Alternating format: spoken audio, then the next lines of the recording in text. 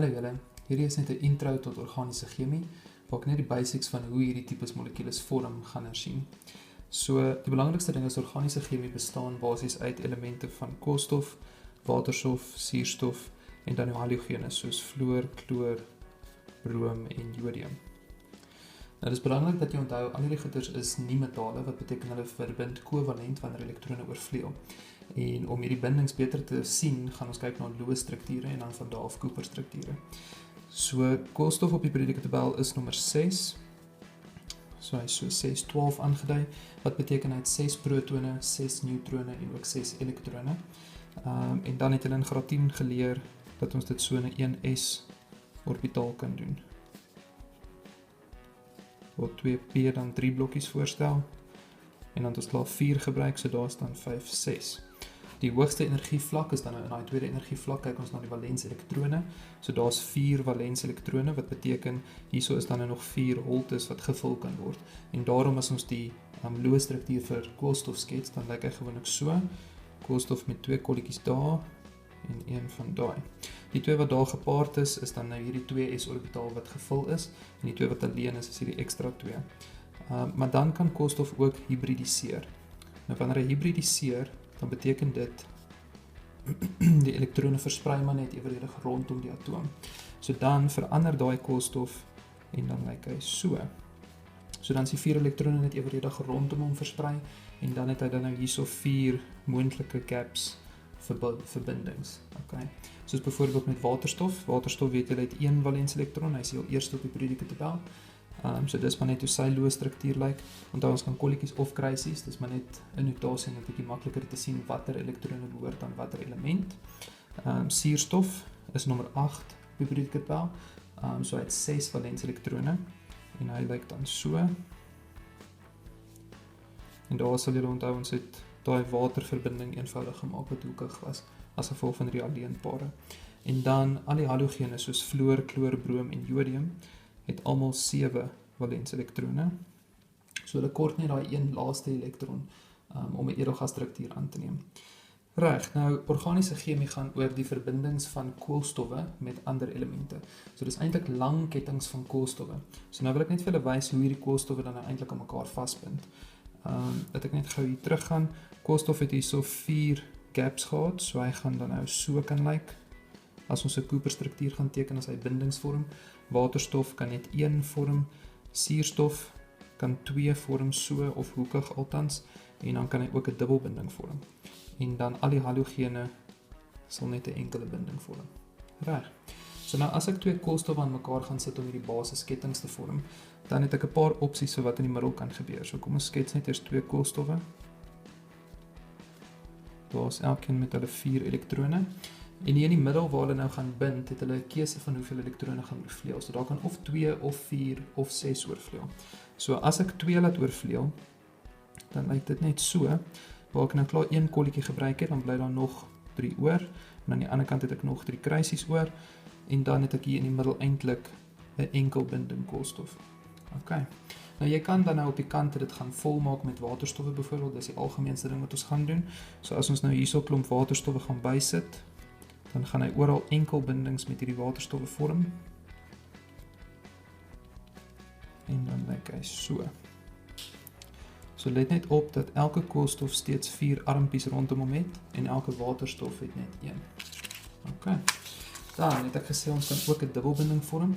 So hoe dit gaan lyk is, die koolstof sal 2 kolletjies bydra, die ander een sal sy 2 kruisies bydra. En dan het ek nou hierso eintlik 2 kolletjies oor en daai kant het ek 2 kruisies oor. Want onthou dit elkeen begin met 4. En as ek hom nou gaan vul met waterstowwe, dan gaan hier een sit en daar en daar en daar. En dan van daar af sal die Cooper struktuur dan nou so lyk. Ek sien 'n dubbelband C met waterstowwe langsaan. Reg. Toe het ons gesê hy kan ook 'n trippelbinding vorm. So daar sal ek dan nou net 3 in die middel sit van elkeen. Hierdie kant sit ek 'n kolletjie by, daai kant 'n kruisie en dan vul ek hom ook maar net weer met 'n waterstof. So die Cooper daarvan sal wees C, trippelband C met 'n H aan weerskante. Okay. So dis die 3 tipes bindings wat tussen 2 koolstowwe kan vorm en toevallig is dit ook dan nou jou eerste 3 homoloogreekse. Nou 'n homoloogreeks is basies 'n groep elemente wat 'n kenmerkende eienskap het. So of 'n groep verbindings althans. So enkelbindings noem ons oor die algemeen dan 'n alkane. Gaan ek teruggaan en dit hier vir julle byskryf. So daai sal alkane geklassifiseer word.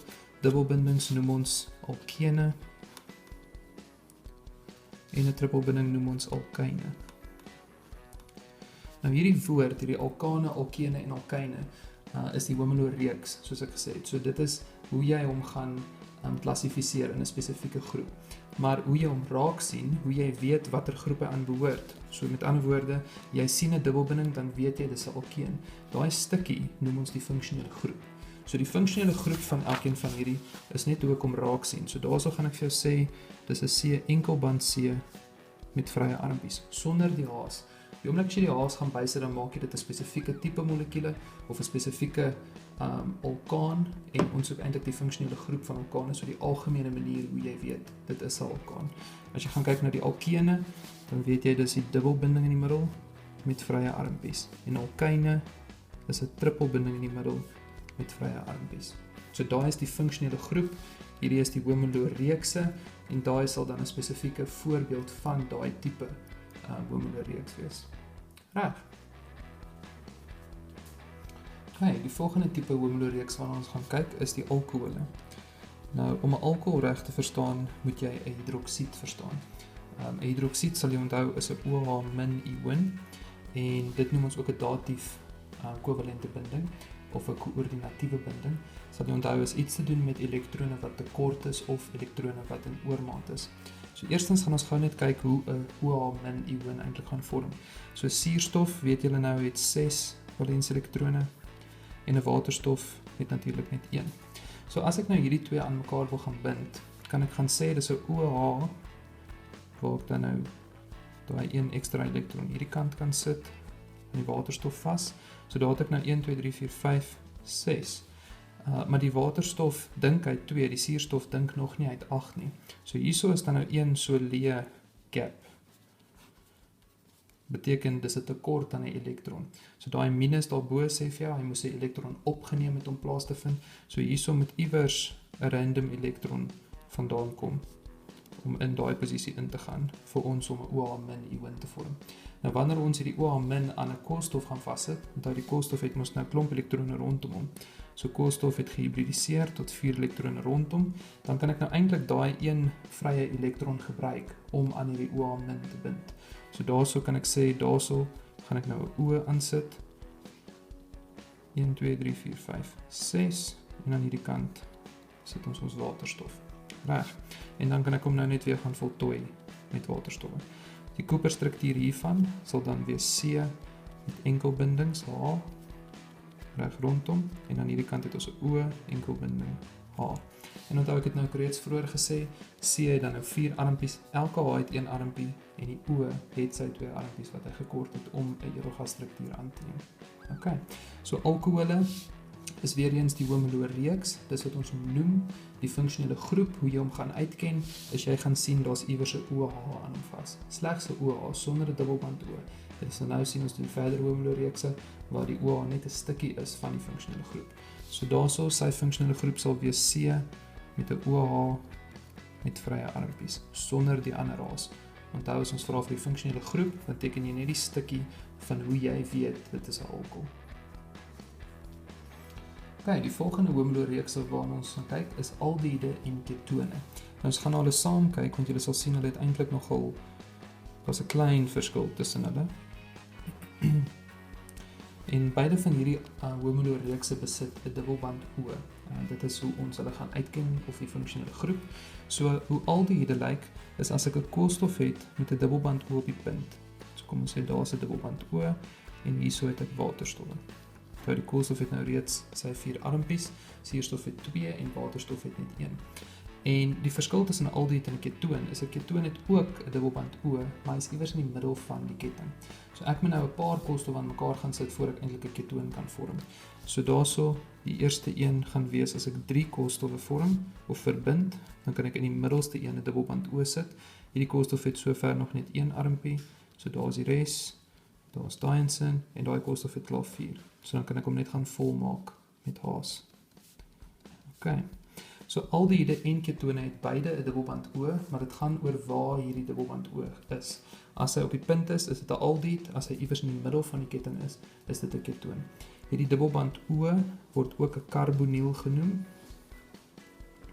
En ons het nou net by die alkohole gekyk na die hidroksied, wat ons ook 'n hidroksiel gaan noem. Reg. So karboniel moet jy net onthou is 'n dubbelband O. OK.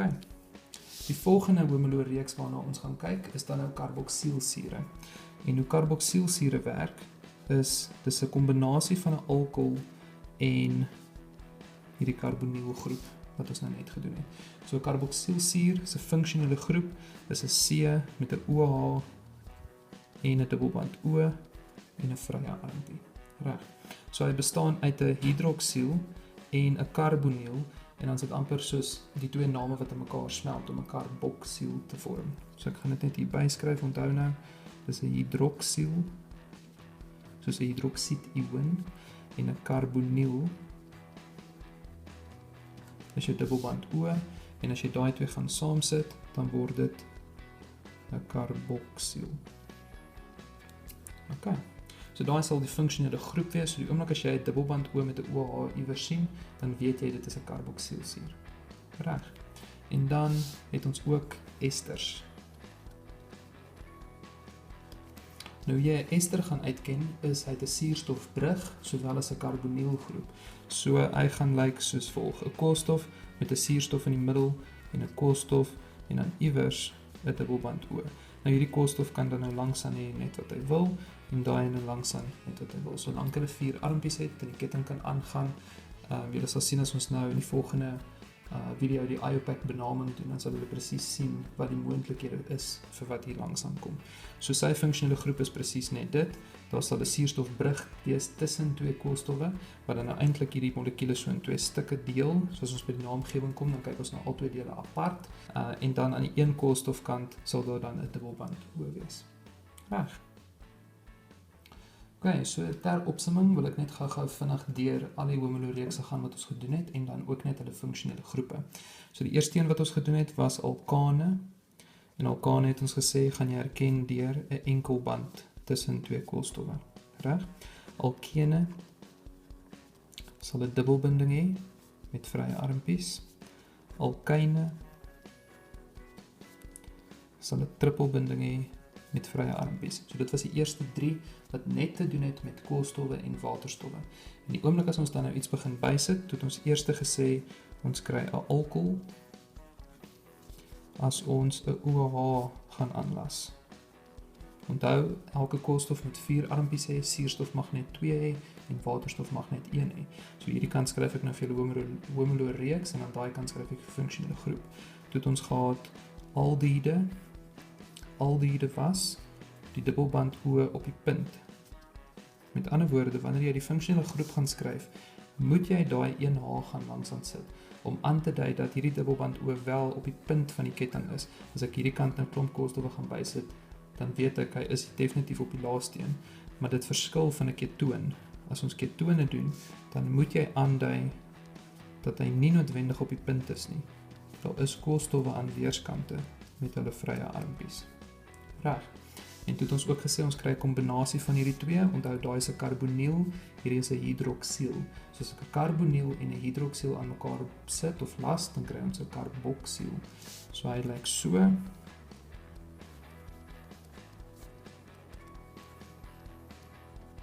Met 'n C dubbelband O sowel as 'n OH en dan een ekstra vrye armpie om te las aan die res van die ketting.